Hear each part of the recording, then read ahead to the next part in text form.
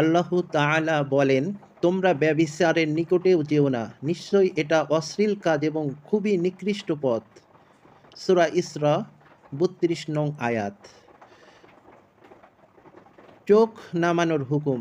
মুমিন পুরুষদের বলুন তারা যেন তাদের দৃষ্টি নত রাখে এবং তাদের লজ্জাস্থান রক্ষা করে, এতে তাদের জন্য রয়েছে পরিশুদ্ধতা। নিশ্চয়ই আল্লাহ তাআলা তাদের কাজকর্ম সম্পর্কে অবগত।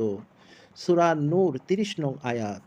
এখানে স্পষ্ট, শুধু খারাপ কাজে জড়ানো নয়, কারোর দিকে কুদৃষ্টি দেওয়াও পাপ।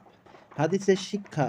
রাসূলুল্লাহ সাল্লাল্লাহু আলাইহি ওয়াসাল্লাম বলেছেন, চোখের জিনা হচ্ছে কুদৃষ্টি, কানের জিনা হচ্ছে অশ্লীল কথা শোনা, জিহ্বার জিনা হচ্ছে অশ্লীল কথা বলা, হাতের জিনা হচ্ছে স্পর্শ করা, গায়ের জিনা হচ্ছে সেখানে গমন করা, আর প্রকৃত জিনা হচ্ছে যৌনাঙ্গ দ্বারা। সহি মুসলিম।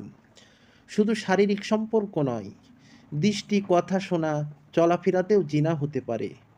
পরকালের ভয়ঙ্কর শাস্তি। কিয়ামতের দিন জিনাকারীদের জন্য সবচেয়ে কঠিন শাস্তি হবে।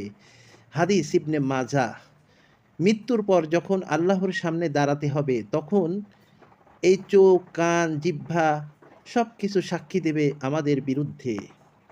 ডিজিটাল যুগে মোবাইল, ইন্টারনেটের অপব্যবহার করা যারা হারাম কন্টেন্ট দেখে, তারা মনে করে এটা বড় কিছু না, কিন্তু আল্লাহর কাছে এটি চোখের জিনা, আর তা থেকে শুরু হয়ে বড় জিনা, মৃত্যুর পরে কবর, কিয়ামত ও জান্নাত জাহান্নামের প্রশ্ন উত্তরে প্রতিটি কাজের হিসাব দিতে হবে। তাই আজ থেকেই নিজের চোখ, কান, মনকে হেফাজত করুন। আল্লাহর ভয় অন্তরে জাগ্রত রাখুন। কোরআন সুন্নাহ আঁকড়ে ধরলেই মুক্তি। ভালো থাকবেন, সুস্থ থাকবেন। এই কথাগুলা কোরআন এবং হাদিস থেকে বললাম।